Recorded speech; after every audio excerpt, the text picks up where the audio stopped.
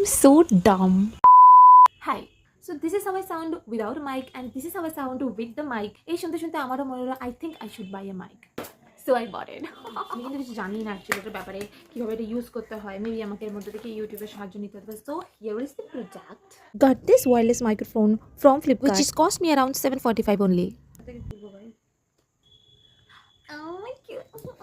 अब हम ऐसे बात करेंगे इधर इधर रख के. Hello guys, hello guys. ये मे बी চার্জার होगा হিন্দিতে কেন কথা বলছি চুপ করে ওই সেটমেট করতে হবে সেই সব জিনিস so this product is it's a charger and also আমার নামটা মনে পড়ছে না বাট আমার একটা জিনিস মাথায় আসছে যেটা ইটস আ বিউটিফুল প্ল্যান্ডো সো শুড আই ট্রাই কথা বলি নাকি কানেক্ট হয়ে গেছে already I don't understand bro One eternity later.